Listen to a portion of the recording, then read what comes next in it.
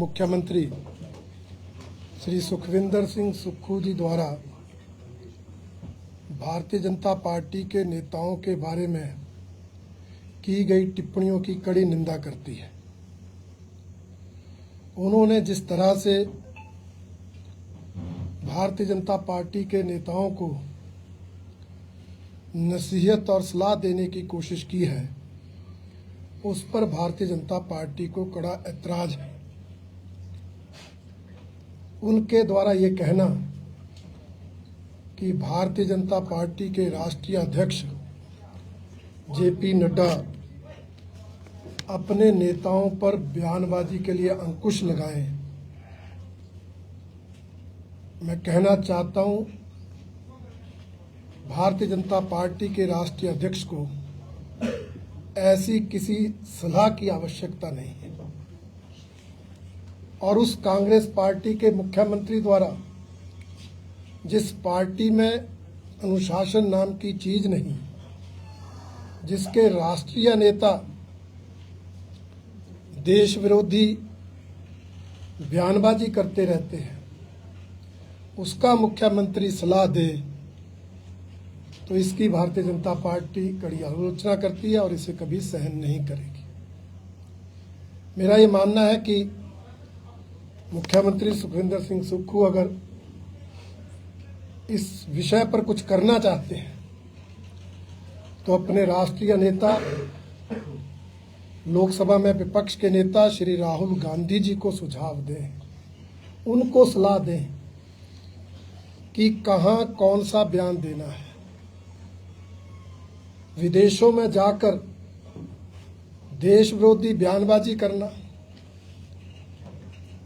देश के बारे में विवादित बयान देना, ये उनके राष्ट्रीय नेता की आदत बन गई है, जिससे पूरी दुनिया में, पूरी विश्व में भारत की प्रतिष्ठा को ठेस पहुंचती। इसलिए जब वो इस तरह के राष्ट्र विरोधी बयान और यहां तक कि आरक्षण को खत्म करने की बात विदेश में, वो भी विशेषकर अमेरिका में जाकर कहेंगे, तो उस पर टिप्पणियां आना स्वाभाविक है।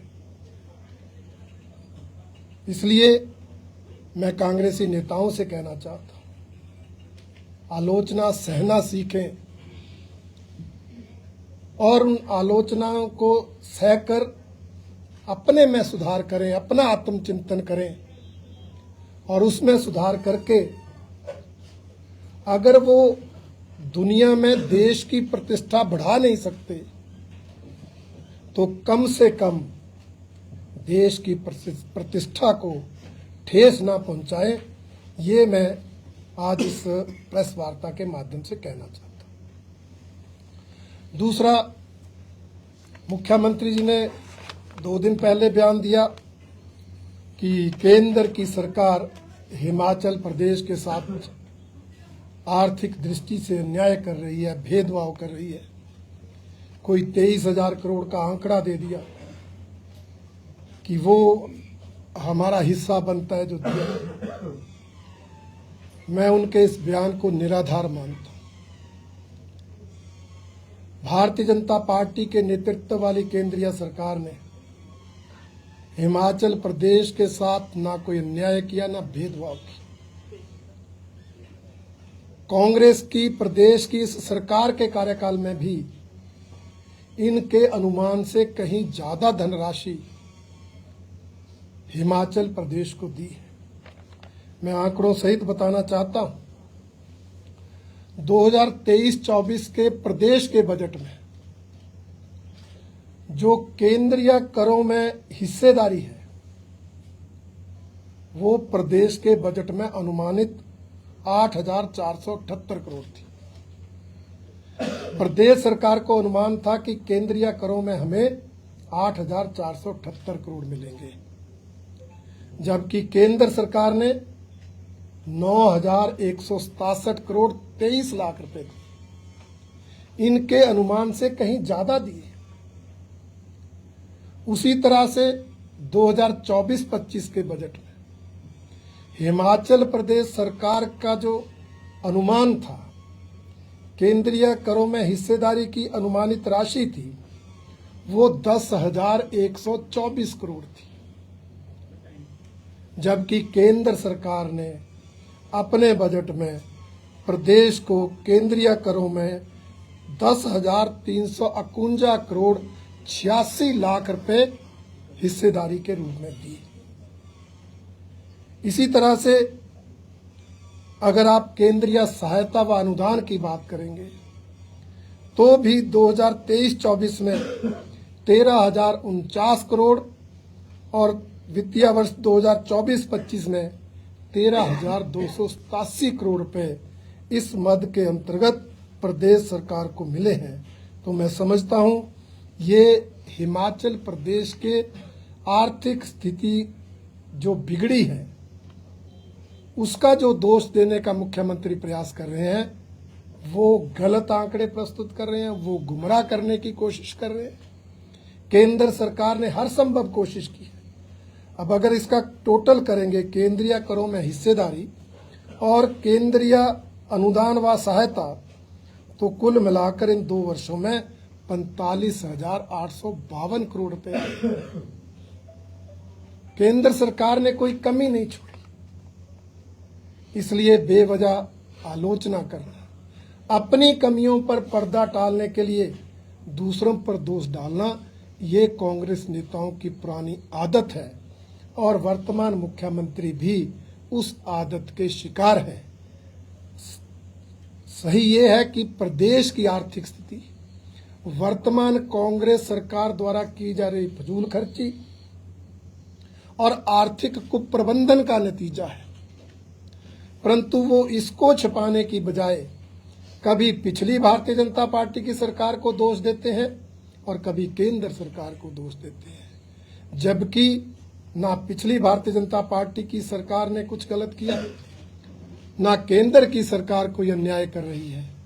ये स्थिति पहुंची है तो वर्तमान कांग्रेस सरकार के आर्थिक कुप्रबंधन, फिजूल खर्ची और भ्रष्टाचार के कारण पहुंची है। इसलिए मुख्यमंत्री जी दूसरों पर दोषारोपण करने की बजाय विचार विमर्श करें, एक्सपर्ट्स की राय लें, प्रदेश में आय के स्रोत बढ़ाएं, परंतु जनता पर बोझ न डालें।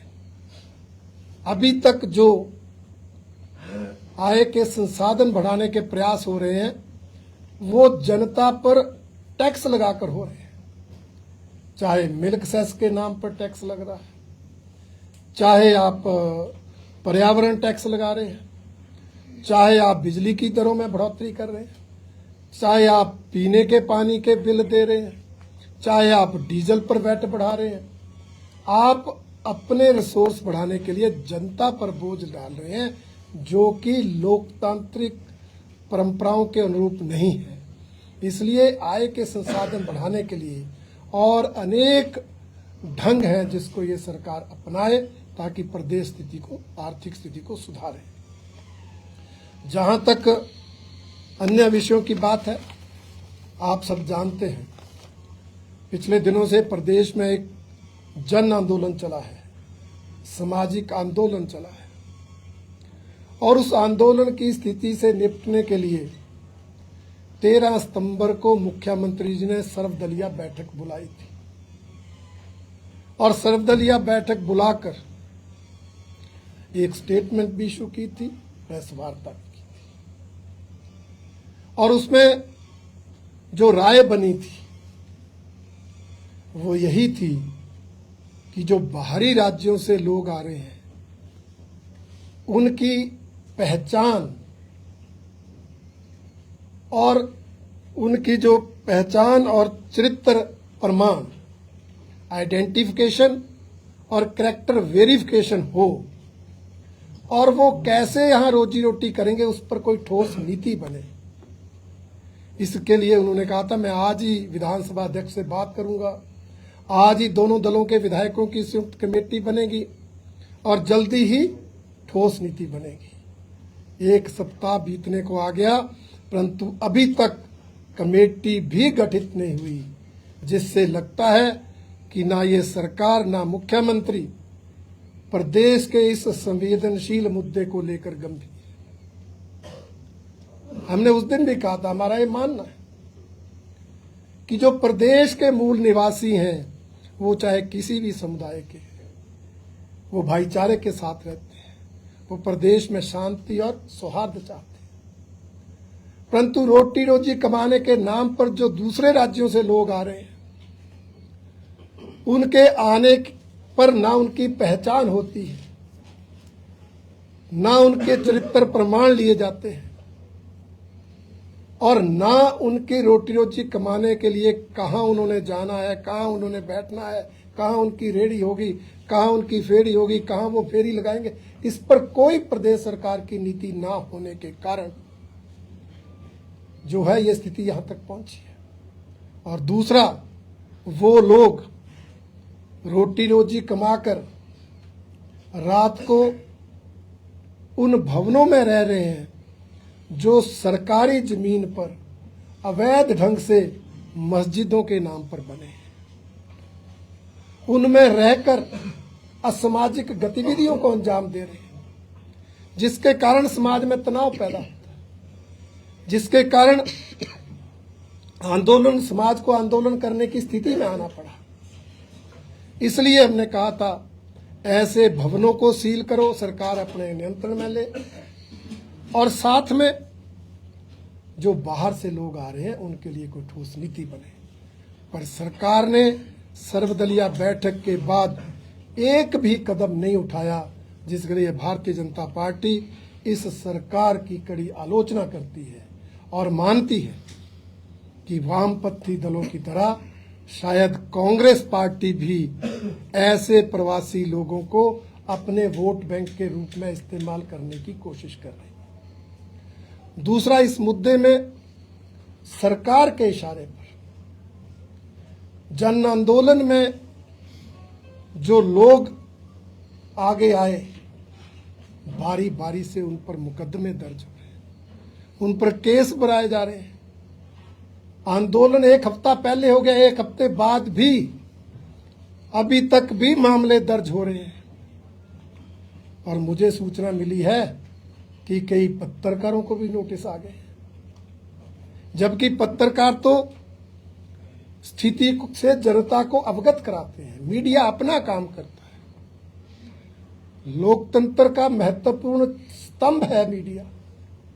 परंतु ये सरकार, चाहे विधानसभा के अंदर हो, चाहे विधानसभा के बाहर हो, मीडिया को अपनी टर्म्स डिक्टेट करती है, और जो मीडिया वाले नहीं मानते हैं उन पर इस तरह के हथकंडे अपनाने का प्रयास करती है, जिसकी भी भारतीय जनता पार्टी कड़ी निंदा करती है।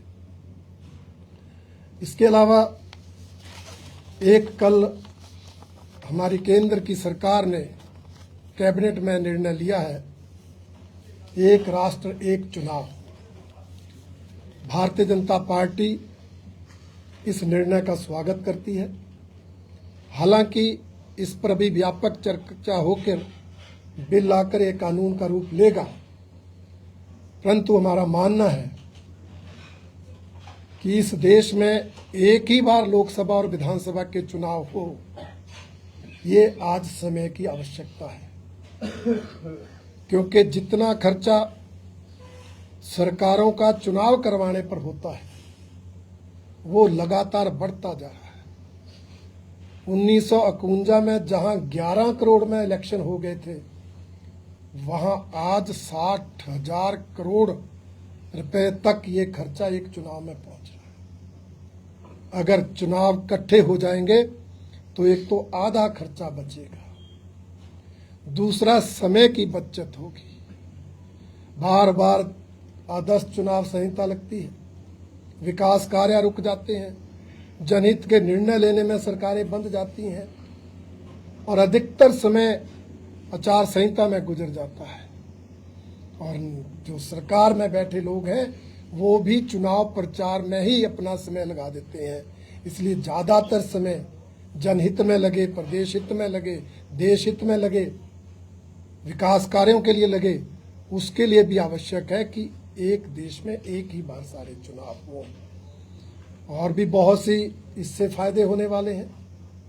अधिकतर जगह टीचर्स, अध्यापकों, प्राध्यापकों के कर्मचारियों की ड्यूटीज लगती हैं, बच्चों की पढ़ाई प्रभावित होती है, उसमें भी फर्क पड़ेगा।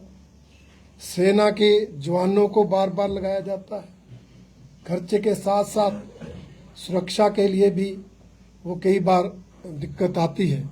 तो ऐसे सारे मामलों में एक राष्ट्र एक चुनाव निर्णय से फायदा होगा।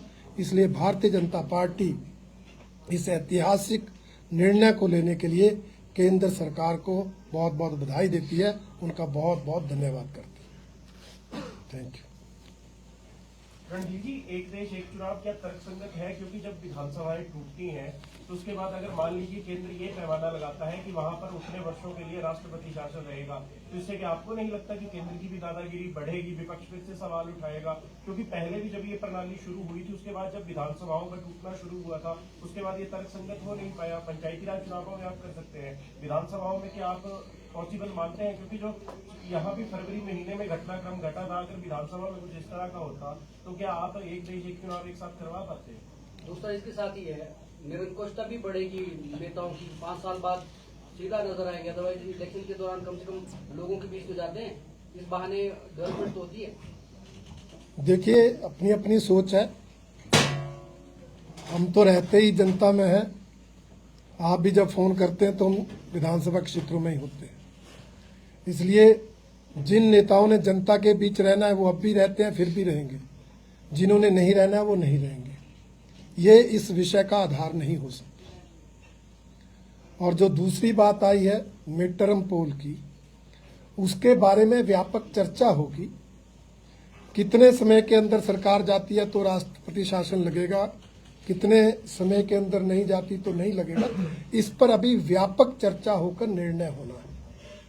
मैंने जैसे कहा, सभी राजनीतिक दलों और सभी चुने हुए सांसदों में, लोकसभा में, राज्यसभा में इस पर व्यापक चर्चा होगी और उसके बाद कानून बनेगा। परंतु हमारा ये मानना है कि ये सोच देश हित में है, इसलिए ये निर्णय होना चाहिए। रणजीत जी, जिस तरह से फ्रीबीज चल रही है, चाहे वो बात की जाए हरियाणा में, फिर से कांग्रेस ने जो है ये कहा है कि गारंटियां मांगी गई है वहां पर, हिमाचल प्रदेश में गारंटियां वो पूरी नहीं हुई। इस तरह से जो सुप्रीम कोर्ट ने भी इसमें संज्ञान लिया था, पार्टियों को कहा था फ्रीबीज पर जो है अंकुश लगा। नहीं, देखिए, ये तो जनता को देखना है। जब कांग्रेस पार्टी के लोग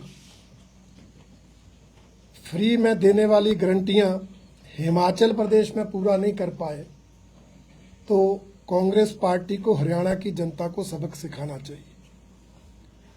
और अगर जनता ऐसे बहकावों में, ऐसे वायदों में, ऐसी गारंटियों में बिना आए देश हित में, प्रदेश हित में, जनहित में निर्णय लेकर वोट डालेंगे तो अपने आप राजनीतिक दल इस तरह के वायदे करने और इस तरह की गारंटियां देने से पीछे हट जाएंगे। सर, एक दो प्रदर्शन को लेकर सवाल है कि जो अधिकतर मुकदमे दर्ज हुए हैं उसमें ज्यादातर नाम भाजपा कार्यकर्ताओं के शामिल है। प्रदेश पदाधिकारी तक कार्यकर्ताओं के खिलाफ मुकदमे दर्ज किए गए। इसमें सवाल यह है कि क्या सरकार राजनीतिक द्वेष के चलते मुकदमे कर रही है या आंदोलन भाजपा प्रायोजित है? नहीं, देखिए, मैंने पहले भी कहा, आंदोलन समाज का था, जनता का था, भारतीय जनता पार्टी प्रायोजित नहीं थी। उसमें कांग्रेस पार्टी के भी लोग थे, उसमें हमारी विचारधारा से संबंधित लोग भी थे। परंतु सरकार जो है राजनीतिक प्रतिशोध की भावना से हमारी विचारधारा से जुड़े लोगों पर ही मुकदमे दर्ज कर रही है। और मेरी सूचना ये है कि जहां कहीं किसी कांग्रेस समर्थक के खिलाफ मामला दर्ज भी हो रहा है, उसको भी वापस लेने के प्रयास चल रहे हैं। इसलिए ये आरोप तो हमारा है ही कि ये सरकार राजनीतिक प्रतिशोध की भावना से हर मसले पर काम करती है। रणजीत जी, कल कोई हुनर नॉक जो सांसद है उन्होंने कोई टिप्पणी की है संत भंडार वाले के ऊपर कि वो टेररिस्ट है, और आपके जो राज्य मंत्री हैं सोम प्रकाश, केंद्रीय राज्य मंत्री, उन्होंने कहा है कि वो ऐसे बयानों से रिस्ट्रेन करें।